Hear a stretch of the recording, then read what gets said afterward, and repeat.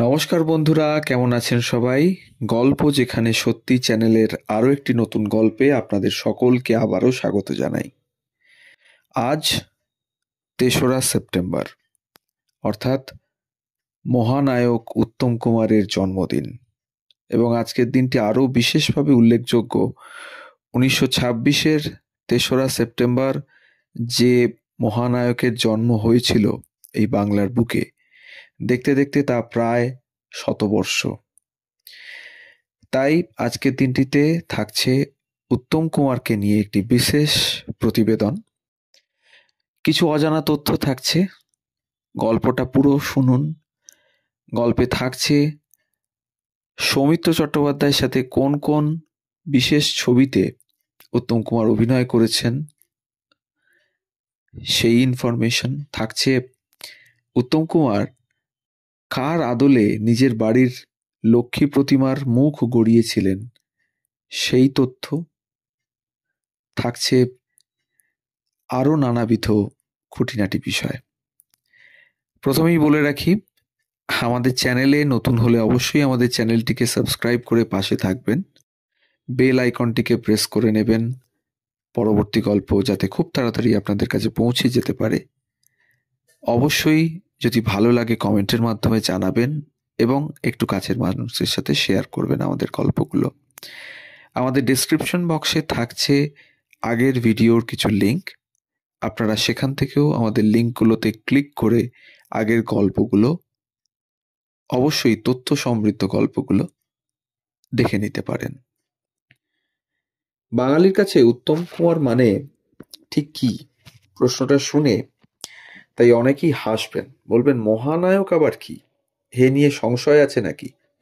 তার চোখের চাহনি, মনির সঞ্চালন, ঠোঁটের কুঞ্চন, উচ্চারণ বৈশিষ্ট্য সব বিন্দু থেকে উপচে পড়ত বাঙালি মনন, সমগ্র বাঙালিয়ানার পরিসর ও ইতিহাস। প্রতিটি কায়িক ও বাচিক ব্যবহারে আমরা এই বিরাট পরিমণ্ডল ও ইতিহাসকে বহন করি। কোনো ব্যবহারকে এই সমগ্র থেকে বাদ দিয়ে দেখলে তা তাৎপর্য হারাবে। পর্দায় স্বল্প সময় ও পরিসরে এই সমগ্রতাকে তুলে ধরার দুরূহ কাজটি তিনি করেছেন। তখনও তিনি পর্দা কাঁপাতেন, এখনো টেলিভিশনে তার ছবি থাকলে দেখতে ভুল করে না বাঙালি দর্শক। সত্যি কি শুধু তাই? মহানায়ক পরিচয় ছাপিয়েও আম বাঙালির কাছে যে উত্তম কুমার বড় আপন, তিনি হলেন সেই চিরন্তন প্রেমিক। তার সেই ট্রেডমার্ক ভুবন ভোলানো হাসি, যাতে কাত হয়ে যান 18 থেকে 80। ওর বুলি, চাহনি, রাগ, অভিমান যা তুফান তোলে নারী মনে। এক কথায় বাঙালি সেলুলয়েডে উত্তম কুমার আজও রোম্যান্টিসিজমের শেষ কথা। সাদেকি আর বাঙালি জীবনের একটা বিরাট অধ্যায় জুড়ে শুধুই উত্তম। অস্বীকার করার উপায় নেই যে বাঙালি রোম্যান্টিসিজমের স্রষ্টা নিঃসন্দেহে এক উত্তম, এবং দ্বিতীয় নম্বর হচ্ছেন যার লেখনীর দ্বারা আমরা নানাভাবে সমৃদ্ধ হয়েছি, সে বিশ্বকবি রবীন্দ্রনাথ। আজও প্রেম নিবেদনের জন্য নব্য শিক্ষিত যুবক যুবতীর আশ্রয় রবীন্দ্রনাথের গান ও কবিতার উদ্ধৃতি। রবীন্দ্রনাথ তার নিজ আসনে অটল, কিন্তু বাঙালির নারী রোম্যান্টিক পুরুষ আইকনের জায়গাটি দখল করে রয়েছেন এক এবং অদ্বিতীয় উত্তম কুমার। রবীন্দ্র কবিতা বা গান সংলাপ বলার পারদর্শিতায় ঝরে পড়া স্টাইল স্টেটমেন্টে উত্তম কুমারের বিকল্প কোথায়? এটাও সত্য, বহু বাঙালি ললনা আজও প্রেমিকের মধ্যে উত্তম কুমারকেই খোঁজেন। তাই সৌমিত্র চট্টোপাধ্যায় একসময় বলেছিলেন, উত্তম কুমার ছবিতে যে প্রেমের দৃশ্যে অভিনয় করতেন তার থেকে বলরাজ সাহানি বা দিলীপ কুমার অনেকেই বাস্তবসম্মত অভিনয় করতেন, কিন্তু ইচ্ছা পূরণ করতে পারতেন উত্তম। তিনি এক রোম্যান্টিক কল্পনার চিত্র রূপায়ণ করতেন এবং একই সঙ্গে সেলুলয়েডের পর্দায় নিজেকে লেডিজ হার্ট থ্রব রূপেও তুলে ধরে বাঙালি পুরুষকে নারী হৃদয়ে জয়ের এক অজানা কৌশল শিখিয়েছিলেন উত্তম। অ্যান্টনি ফিরিঙ্গি ছবিতে কবি গানের দল নিয়ে কলকাতা যাওয়া ঠিক করেছেন অ্যান্টনি ওরফে উত্তম, কিন্তু তার আগে চাই নিরুপমার মানে নায়িকা তনুজার অনুমতি। এই অনুমতি চাওয়ার প্রাক মুহূর্তে উত্তম বলেন, আমি কি যাব? এই কথাটা বলার সময় একটা চোখ বন্ধ করে ঠোঁটটা একটু ফাঁক করে এবার বকুনি খেতেও পারি গোছের একটা অভিব্যক্তি উত্তম দেখান। তা আসলে যে কাউকে নকল, সমীহ আর ভালোবাসার চিরন্তন থিওরি মেনে চলা আমবাঙালিরই প্রতিনিধিত্ব করা, তা সেলুলয়েডের পর্দা থেকে নিমেষে ছুঁয়ে যায় দর্শক হৃদয়। নারীর একান্ত পুরুষ হয়ে ওঠার তাগিদে প্রেমিক যে ছলনা করে, এ যেন তারই প্রতিচ্ছবি। বাঙালি পুরুষ তার প্রিয় নারীকে প্রেম নিবেদনই করুক অথবা বাঁচাও মরেছি যে প্রেম করে বলে খুনসুটি করুক, নারীর পছন্দের সবকটি আইটেমেই চাই উত্তমোচিত অভিব্যক্তি। সত্যজিৎ ও উত্তম। উত্তম কুমারকে ভেবেই নায়ক ছবি করার কথা ভেবেছিলেন সত্যজিৎ রায়। নায়ক উত্তমের কেরিয়ারের ১১০তম ছবি। হলিউডের বিখ্যাত অভিনেত্রী এলিজাবেথ টেলর নায়ক দেখার পর রীতিমতো উচ্ছ্বসিত। উত্তমের সঙ্গে দেখা করতেও চেয়েছিলেন তিনি। এলিজাবেথ আসলে মুগ্ধ হয়েছিলেন উত্তম কুমারের অভিনয়ে। ১৯৭৬ সাল, তখন জরুরি অবস্থা চলছে। মহালয়ার ভোরে মহিষাসুরমর্দিনীকে সরিয়ে দেবী দুর্গতি হারিণী নাম দিয়ে এক বিকল্প অনুষ্ঠান হয়।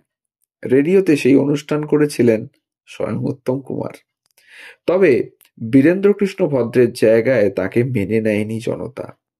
ওই একবারই মহিষাসুরমর্দিনীর প্রচার বন্ধ হয়েছিল। উত্তমও সরে দাঁড়ালেন বিনয়ের সঙ্গে। অভিনয় ছাড়াও পরবর্তীতে প্রযোজক, পরিচালক, সঙ্গীত পরিচালক ও গায়ক হিসেবেও কাজ করতেন উত্তম কুমার। অ্যান্টনি ফিরিঙ্গি ও চিড়িয়াখানায় অভিনয়ের জন্য জাতীয় পুরস্কারও পেয়েছেন তিনি।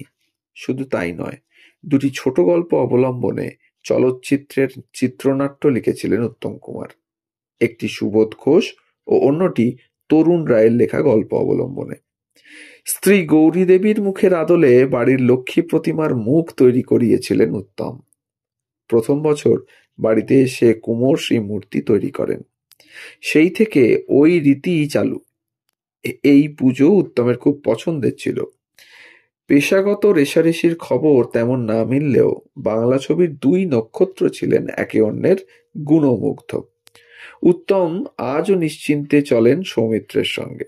প্রতিশোধ, দর্পচূর্ণ, পক্ষীরাজ, দেবদাস, যদি জানতেম, নকল সোনা, স্ত্রী, অপরিচিত, ঝিন্দের বন্দী, এই ৯টি ছবিতে একসঙ্গে কাজ করেছেন এই দুই জ্যোতিষ্ক।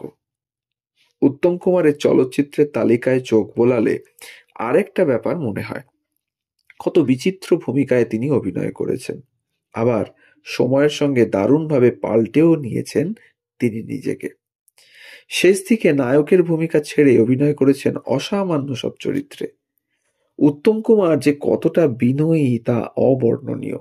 একজন প্রধান চরিত্রের অভিনয় শিল্পী থেকে প্রোডাকশন বয়ের সঙ্গেও তার দারুণ সম্পর্ক ছিল, যা আজকের দিনে মাঝে মাঝে কল্পনাও করা যায় না।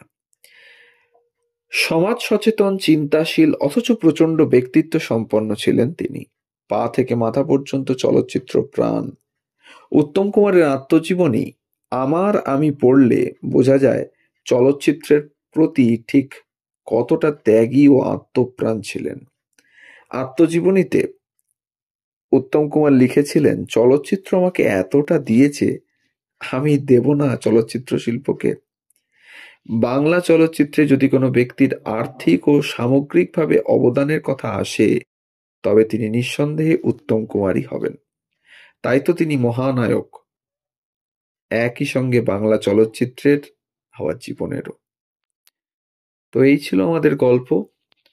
উত্তম কুমারের কিছু অজানা তথ্য আপনাদের সামনে তুলে ধরলাম তার জন্মদিন উপলক্ষে। কেমন লাগলো অবশ্যই কমেন্টের মাধ্যমে জানাবেন। আবারও মনে করিয়ে দিই, চ্যানেলে নতুন হলে অবশ্যই আমাদের চ্যানেলটিকে সাবস্ক্রাইব করে পাশে থাকবেন। বেল আইকনটিকে প্রেস করে নেবেন পরবর্তী গল্পটা খুব সহজে যাতে আপনাদের কাছে পৌঁছে যায়। আমাদের গল্প পোস্ট করার সময় প্রতিদিন ঠিক সকাল ৯টা থেকে ৯টা ৩০। ভালো লাগলে একটু কাছের মানুষদের সাথে শেয়ার করবেন আমাদের গল্পগুলো। সবাই ভালো থাকবেন, সুস্থ থাকবেন। ধন্যবাদ।